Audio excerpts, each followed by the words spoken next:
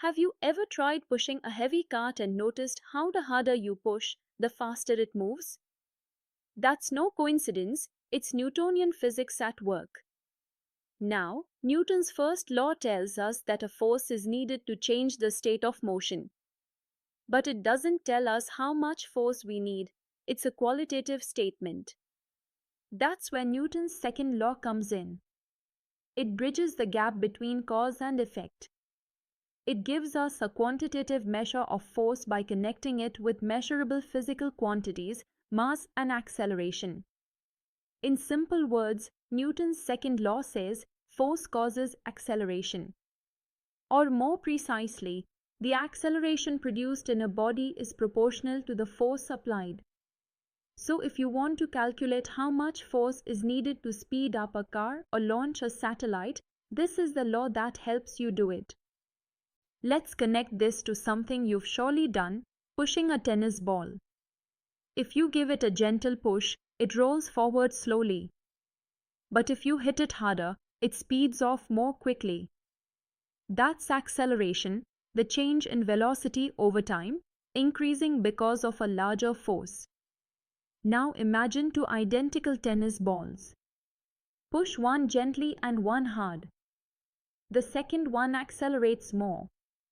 Since the mass is the same, the difference in acceleration must be due to the difference in force.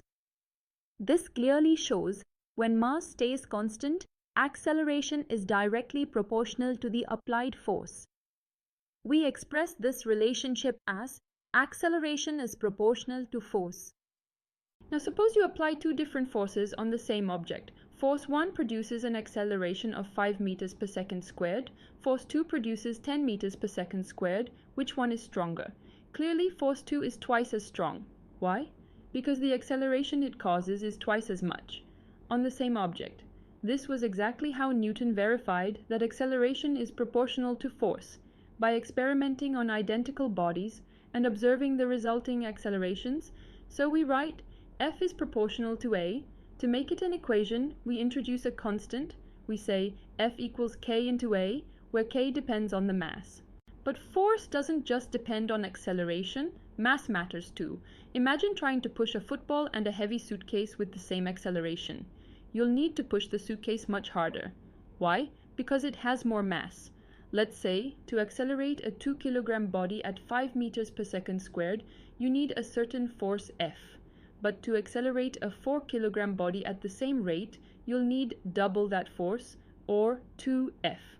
So, we find that force is directly proportional to mass when acceleration is constant. In formula terms, F is proportional to m. Now let's combine both insights. Force is proportional to both mass and acceleration. We write F equals m into A. To convert this into an equation, we add a constant of proportionality k. So we get F equals k into m into A. But in the International System of Units, see units, we define this constant k as 1.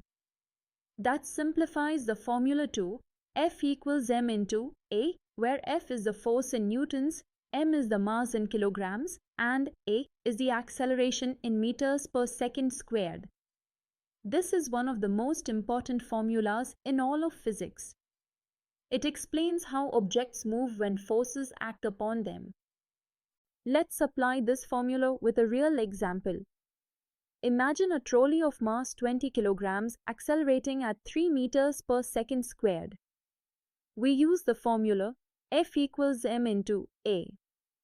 That's F equals 20 into 3, which gives us F equals 60 newtons. So the net force acting on the trolley is 60 newtons. Simple, powerful, and incredibly useful, this formula helps engineers calculate forces in bridges, vehicles, even spacecraft. Let's quickly recap what we've learned. Newton's second law gives us the mathematical link between force, mass, and acceleration. It tells us F equals m into A, meaning that the force on an object is directly proportional to its mass and the acceleration it experiences. This law explains why heavier objects need more force to move and why increasing the force leads to greater acceleration. From the motion of a toy car to the flight of a rocket, this principle governs how every object responds to force. I hope you now see how Newton's second law is not just a formula, it's a window into understanding every motion around us. See you in the next session with another exciting concept in physics.